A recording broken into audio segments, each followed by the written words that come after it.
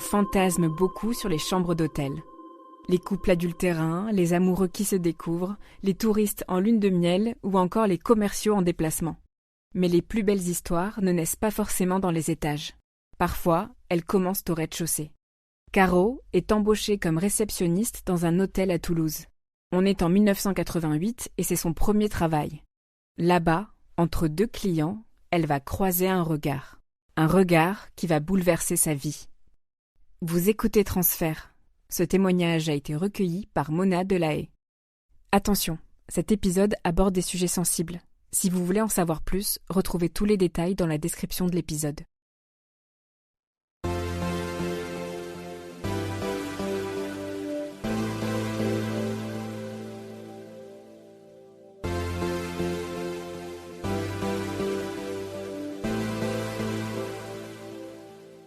Nous sommes dans les années 80-82.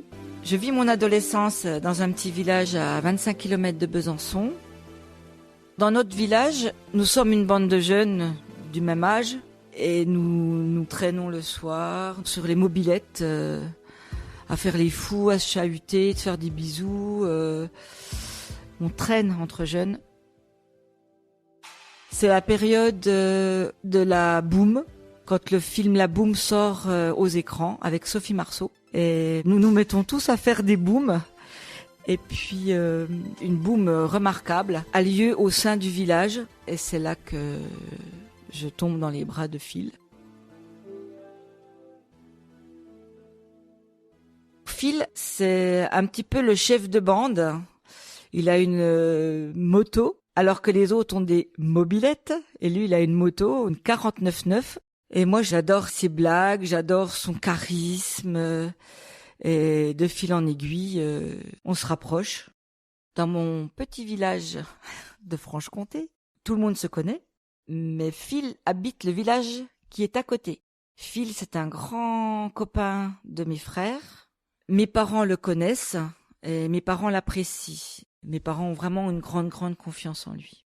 Donc, je rencontre Phil à cette boum. Et nous nous mettons ensemble 3 mois après. Donc à 14 ans, je suis fière d'être au bras de Phil et de sortir, d'aller dans les bals le soir avec les amis, dans les villages avoisinants. C'est très très sympathique. Nous passons l'été ensemble et à la rentrée, je pars en internat dans un petit lycée sur Besançon pendant 2 ans. À la fin de la semaine, quand je prends le bus pour rentrer, je reviens tous les week-ends et tous les week-ends, je suis euphorique à l'idée de revoir Phil et j'attends avec impatience d'entendre le bruit de sa moto dans la plaine qui relie nos 2 villages.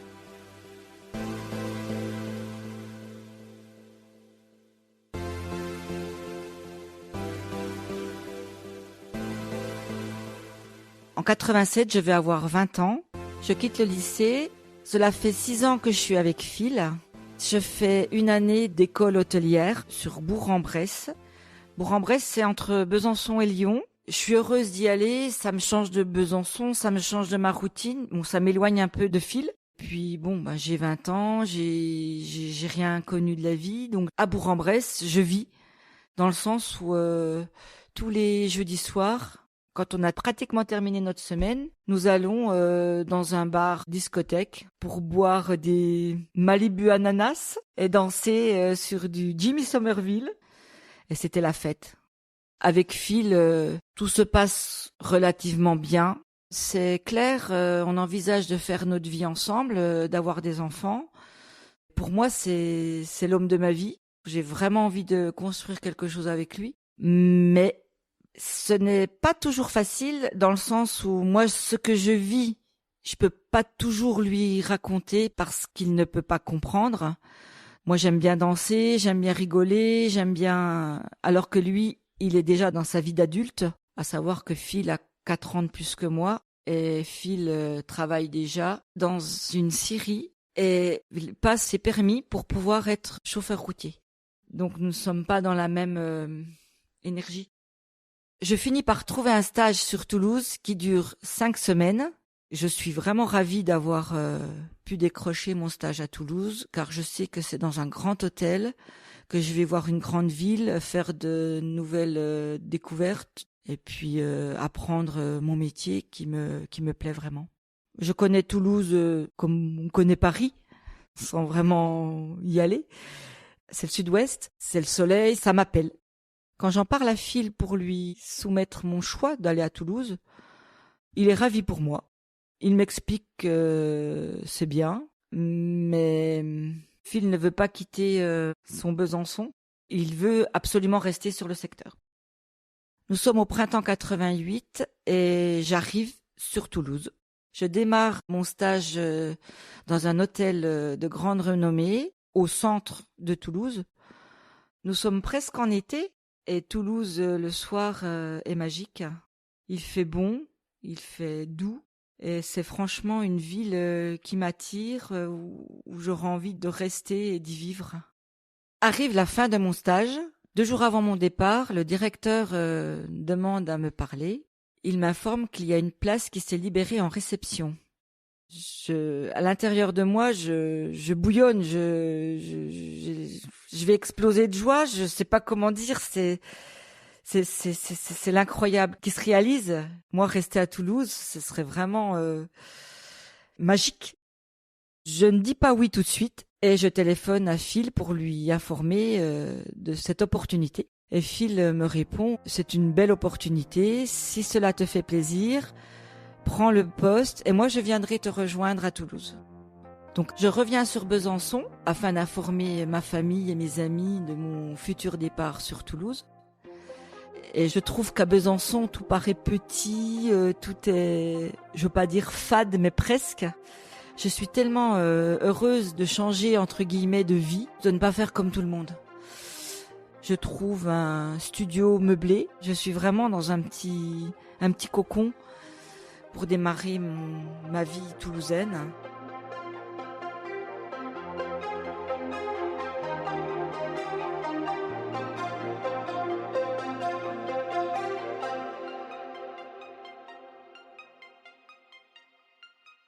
Durant les premières semaines, j'apprends le métier de réceptionniste de ce grand hôtel. Nous avons pratiquement tous le même âge et forcément cela crée des liens et nous sortons le soir après le travail vers 23h minuit, boire un verre dans un bar ou papoter, se faire plus ample connaissance ou l'anniversaire de l'un, l'anniversaire de l'autre. Pendant ce temps-là, je continue de correspondre avec Phil via des lettres et nous nous téléphonons régulièrement. Je rentre sur Besançon une fois tous les 3 mois. Et j'ai l'impression que notre relation s'étiole. J'ai vraiment cette sensation qu'il ne viendra pas me rejoindre. Je le ressens au fond de moi. Il a toujours une excuse et j'ai vraiment l'impression qu'il ne veut pas décrocher de Besançon et qu'il ne viendra pas me rejoindre. Les mois passent. Un soir, un client me demande d'appeler un taxi et j'appelle la compagnie habituelle. Le chauffeur de taxi arrive, c'est un jeune homme. Il est grand, il a des cheveux foncés, des yeux bleus assis noyés. Nos regards se sont accrochés. J'ai ce sentiment de le reconnaître comme si cette personne était dans ma vie depuis toujours. Et là, je suis incapable de lui répondre. Je bafouille oui et je me sens comme projetée dans un autre monde, comme si une cloche s'était mise au-dessus de ma tête, enfin au-dessus de nos têtes. Il s'est passé quelques secondes qui ont duré un temps infini. Et j'ai regardé le client, j'ai dit « Votre taxi est arrivé ». Le jeune homme m'a dit merci avec un grand sourire et il est reparti. Je pense que cela s'appelle un vrai coup de foudre. Je me suis retrouvée comme décontenancée au milieu de la réception. Le téléphone sonnait, je n'avais plus de réaction. J'étais perdue. Quelques jours passent, je suis toujours sur mon petit nuage. Comment revoir cet homme ? Le 23 décembre, je rentre à Besançon et j'ai besoin d'un taxi. Donc, je décide d'appeler la compagnie où ce jeune homme travaille, dans l'espoir que ce soit lui qui vienne me chercher. mais j'ai affaire à la standardiste et je ne sais pas jusqu'à l'heure de la fin de mon service qui va venir me chercher. Et à 23h, qui arrive, ce jeune homme. Lors du trajet, nous faisons connaissance. Il m'apprend qu'il s'appelle Jean-Loup et qu'il est chauffeur de taxi depuis quelques années dans cette petite compagnie. Et moi, je lui apprends que je m'appelle Caro et que je rentre sur Besançon afin de retrouver mon ami et ma famille. Dans mon cœur commence à germer un petit espoir. Je suis convaincue qu'il a eu la même sensation que moi lors de notre rencontre. Parce que c'est fluide, nos échanges sont fluides. J'ai l'impression qu'on se connaît et qu'on se reconnaît. Et il me demande quand est-ce que je rentre. Et immédiatement, il me propose de venir me chercher. Je rentre sur Besançon par le train de nuit. J'ai du mal de dormir. J'ai hâte d'être à Besançon, mais pas vraiment. Je suis un peu perturbée, perdue. Savoir que je retrouve Phil et j'ai envie de le retrouver. Je suis perdue en fait. Je me sens chez moi à Toulouse et ailleurs à Besançon. Ailleurs, dans ma famille, chez mes amis. J'apprécie les moments, je revois mes grands-parents, mais j'ai hâte de reprendre le train de nuit et repartir dans l'autre sens. Les fêtes de fin d'année terminées, je reviens sur Toulouse et à ma grande joie, le chauffeur de taxi, Jean-Loup, m'attend devant la gare.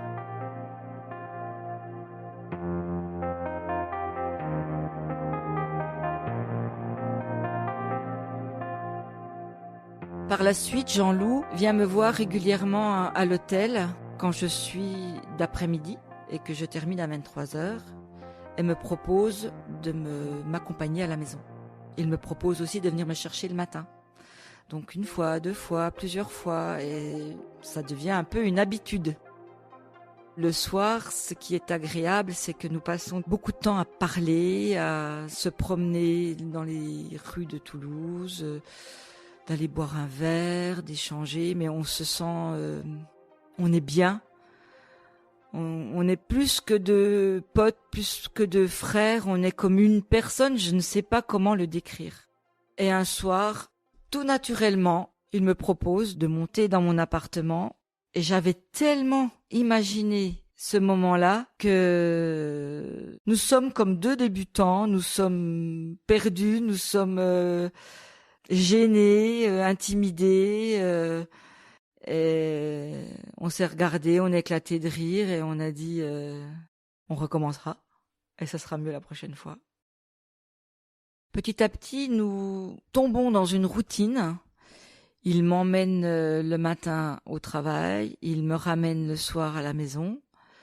Il possède une clé de mon appartement et il me rejoint dans la nuit quand il y a des moments creux dans son emploi du temps. Il a choisi d'être chauffeur de taxi de nuit, il ne vit que la nuit. Il connaît tous les bars, les restaurants de nuit, les discothèques. Et moi, je vais avec lui. Le soir à 23h, minuit, je pars avec lui. On va dans un bar, on retrouve des personnes, ou dans un autre bar, ou dans une discothèque. On danse, et puis après, il me raccompagne à la maison. Parfois, il repart travailler, parfois, il revient après. C'est jamais la même chose, en fait. Un matin, il m'appelle pour me dire « Je peux pas venir te chercher ». Donc, je pars à pied à l'hôtel. Et avant de partir, j'appelle la radio locale pour lui faire une dédicace et lui faire passer la chanson d'Étienne Dao, Air hindou. Comme dédicace, je lui ai dit à Jean-Loup avec tout mon amour. J'arrive à l'hôtel, je prends mon service et qui vois-je arriver quelques minutes plus tard? Jean-Loup, pour me dire merci pour la chanson. Nous passons de longs moments dans son taxi à papoter, à échanger, à écouter de la musique, même sans parler.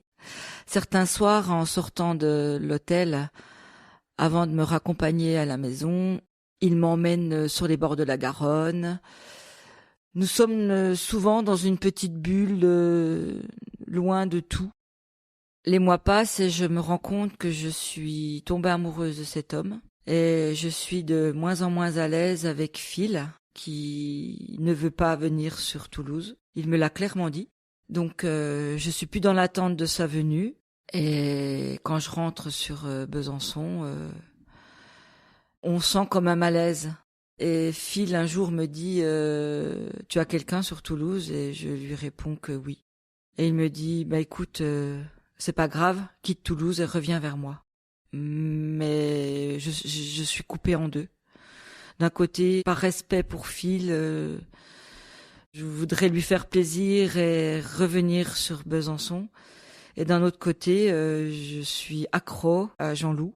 Tout est fluide avec lui. Nos discussions sont cohérentes, limpides. Il dit un mot, je dis le suivant. Mais bon, il est marié.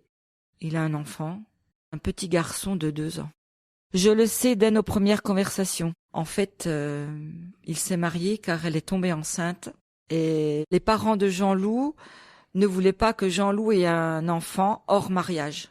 Donc ils les ont contraints de se marier. Mais Jean-Loup n'est clairement pas heureux en couple. Ce n'est pas qu'il n'aime pas sa femme, c'est qu'il a une grande tendresse, mais c'est tout. Il n'est pas bien dans sa vie, je le sens triste. Je ne sais pas quoi lui dire, je ne sais pas quoi faire pour lui. D'autant plus que moi j'ai ma vie à construire et je dois faire des choix. Je dois faire mes choix. Revenir vers Phil ou rester à Toulouse en numéro 2.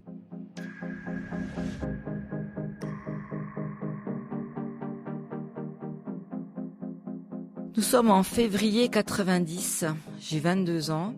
Mon directeur d'hôtel m'appelle et me propose un poste de première de réception dans un autre hôtel de Toulouse.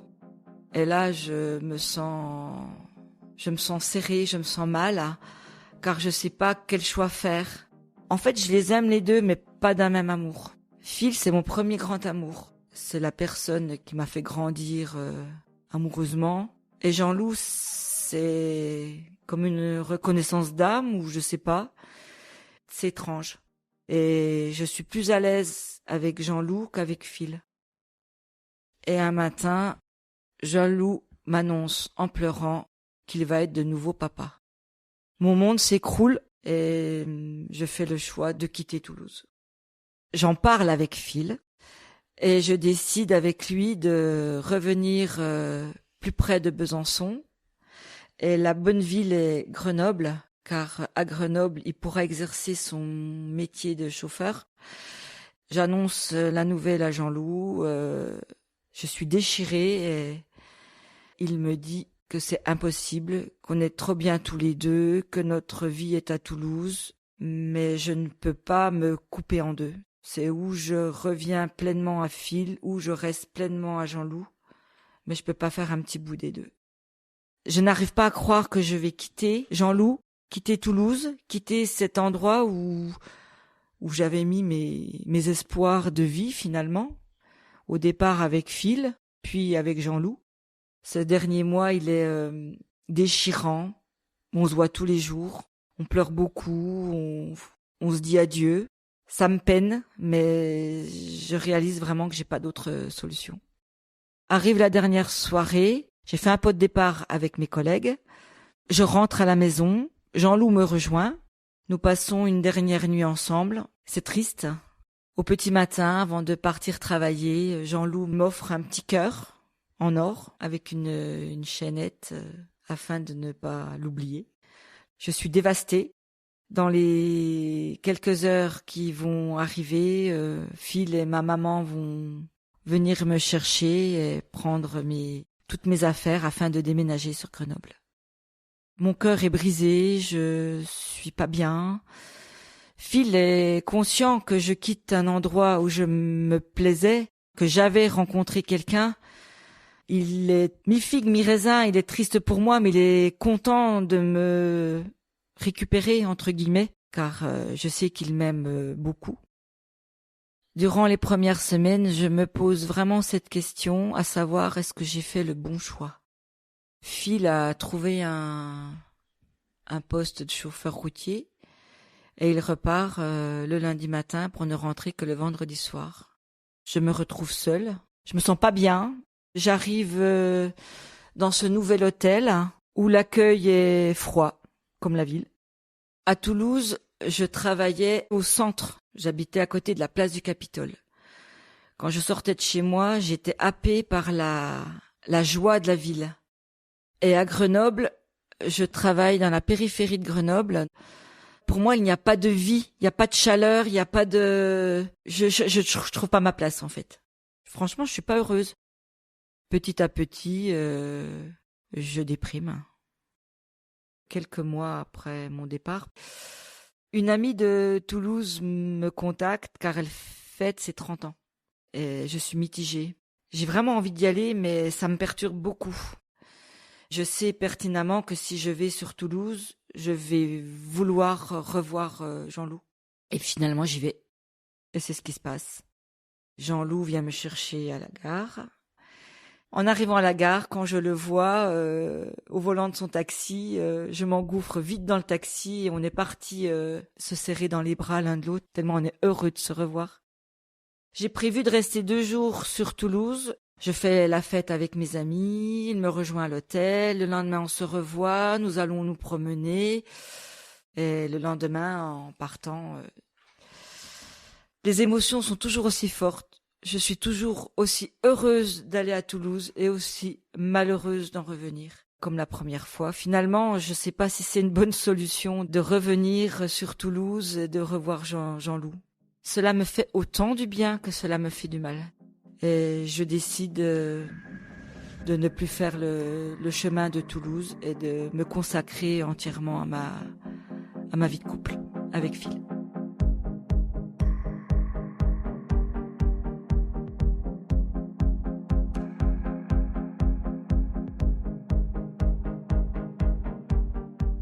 Après 2 ans sur Grenoble, nous décidons de revenir sur Besançon en juin 92.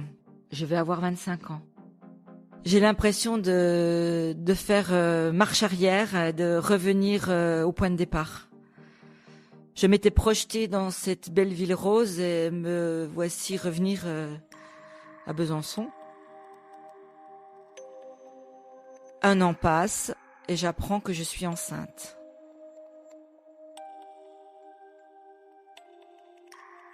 Je vis ma grossesse seule, car Phil n'est pas là. Je fais les examens seule. Ma fille naît en mars 1994. Et ça me remplit vraiment de joie. Je m'occupe d'elle, je lui parle, je joue avec elle. Mais parfois, le soir, j'ai des moments de grande tristesse. Et quand ma fille dort, il m'arrive parfois de prendre un oreiller et d'aller crier dedans, dans la pièce à côté, afin de me soulager. J'ai l'impression de ne pas être à ma place. Je suis heureuse d'être maman, mais je ne suis pas heureuse d'être à cet endroit, avec ce travail et cette personne, en fait. Et quand je reviens à réfléchir sur mes choix, des fois c'est douloureux, quoi. Les mois passent, les années passent. J'ai mis Jean-Loup dans une petite boîte dans mon cœur. J'ai plus de nouvelles. Je ne cherche pas à en prendre. Je veux vraiment me convaincre que ma vie de femme est à cette place avec ma fille et mon compagnon. J'approche les 30 ans et un matin, mon frère m'annonce qu'il part un week-end sur Toulouse voir un ami. Et là, j'ai une étincelle qui me dit emmène-moi. Ça fait 5 ans que j'ai pas vu Jean-Loup et peut-être 4 ans que je n'ai pas de nouvelles de lui. Je lui téléphone et je l'informe que je vais descendre sur Toulouse. Et il est super content, il a hâte, on fera ci, on fera ça, on ira ci, on ira là. Il était euphorique. J'arrive sur Toulouse. Nous passons la journée ensemble. Nous faisons l'amour, mais nos corps ne se reconnaissent pas. En fait, je pense que c'est lié à notre tristesse mutuelle. On n'est pas heureux l'un comme l'autre, chacun dans nos vies, et au retour de ce week-end, je me sens de plus en plus mal. Je vis pour ma fille, je fais beaucoup de choses pour elle, mais je me sens tirée entre Jean-Loup et Phil toujours. Ça me déchire, je réalise que je me suis trompée en fait. Donc je continue ma vie avec Phil et ma petite fille. J'avance, je travaille et nous décidons d'avoir un deuxième enfant. Et je suis quelque part heureuse et même d'être avec Phil. On a une petite famille et on arrive en 2000. À ce moment-là, il décide d'arrêter la route. Et donc je suis plus toute seule pour élever mes enfants. J'ai attendu des années pour avoir un couple, une famille. Maintenant, j'ai ma famille. Donc, nous décidons de nous marier alors que je suis enceinte de mon fils. Le mariage est un moment magique. Et le soir, en arrivant à la maison, j'éclate en sanglots. Je ne sais pas pourquoi je pleure. Les émotions étaient partagées entre tout ce que j'ai vécu ces dernières années, le bon, le moins bon, mes choix, mes regrets. Aux yeux des autres, nous formons un couple uni et parfait, mais en fait, à l'intérieur, c'est pas tout à fait ça. J'ai tendance à faire semblant. J'ai l'impression que je n'arrive pas à me connecter avec mon mari. J'ai fait beaucoup d'efforts, je suppose lui aussi, mais je ne me sens pas connectée à lui et pas à ma place. Durant toutes ces années, je pense souvent à Jean-Loup, des fois plus que d'autres, et arrive 2004, j'ai un gros clash avec Phil et je décide de souhaiter l'anniversaire à Jean-Loup. J'ai envie d'entendre sa voix, je sais pas. Donc je lui envoie un SMS et petit à petit, nous communiquons régulièrement par téléphone. Jean-Loup me confie qu'il est en dépression et que c'est difficile pour lui. Et il me dit qu'il s'apprête à faire une grosse bêtise. Je pense que c'est de quitter sa femme, mais non, la grosse bêtise, c'est qu'il a envie de se suicider. Il a envie de quitter cette vie. J'essaie de l'aider en le réconfortant, puis en lui proposant éventuellement de se revoir. Et il me dit qu'il peut venir me voir sur 2 jours sur Besançon. 8 ans après notre dernière entrevue sur Toulouse, donc je vais revoir Jean-Loup sur Besançon et je suis excitée comme une puce. Le 25 février 2004, je donne rendez-vous à Jean-Loup sur le parking de l'autoroute. Il a neigé cette nuit-là et quand il arrive, je vois sa voiture, je vois Jean-Loup, j'ai le cœur qui bat la chamade, je tremble, je suis... Revoir Jean-Loup, c'est revoir la moitié de mon âme sœur. Et donc, on se prend dans les bras, puis on se serre très fort.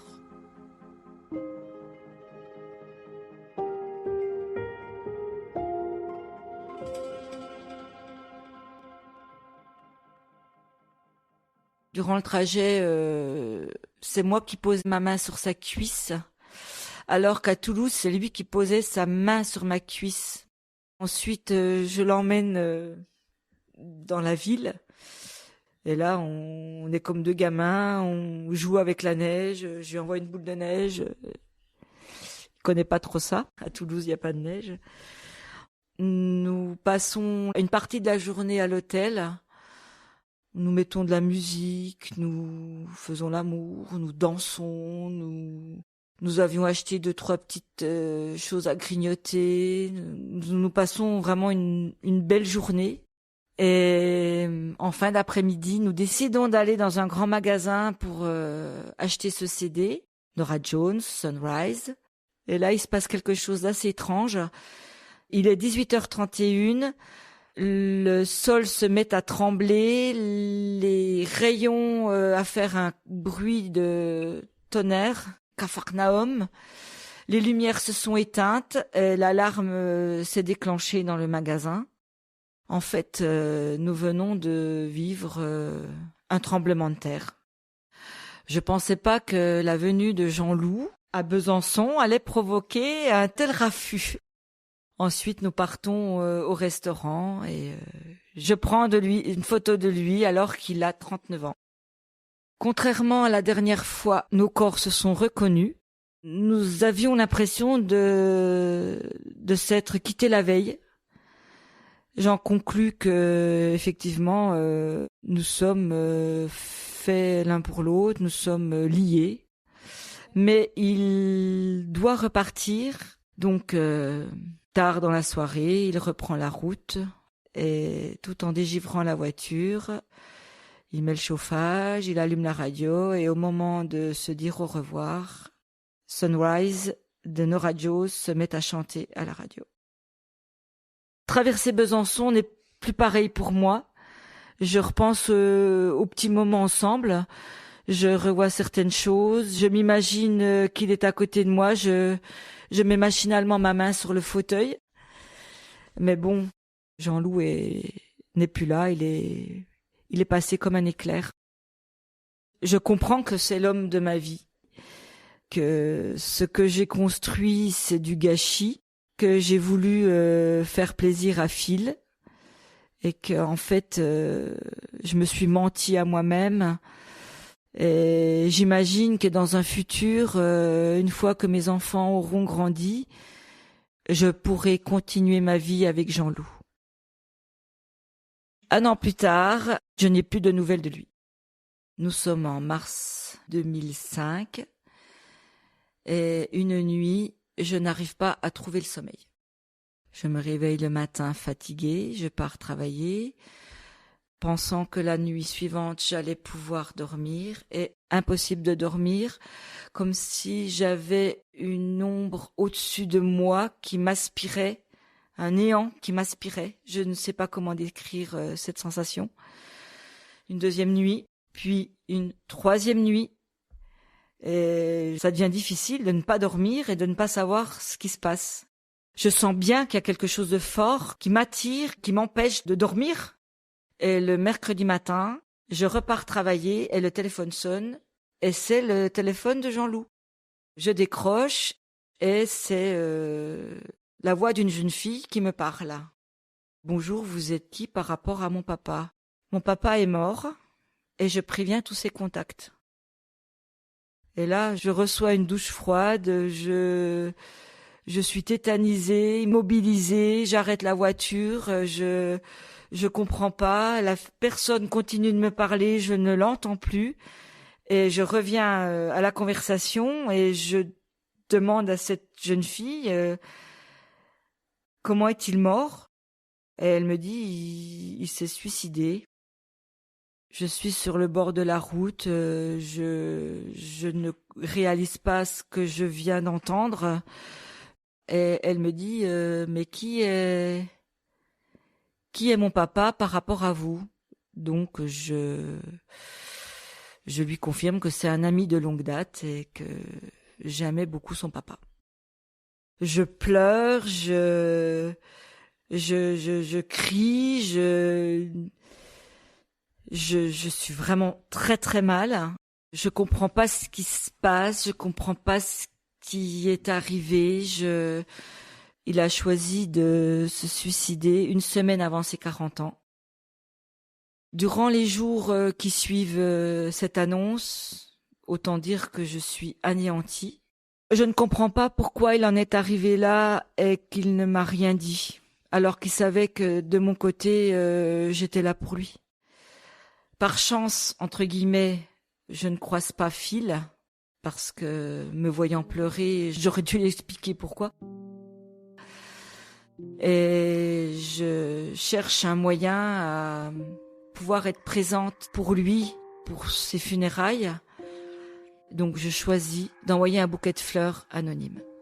Et c'est une grande catastrophe pour moi.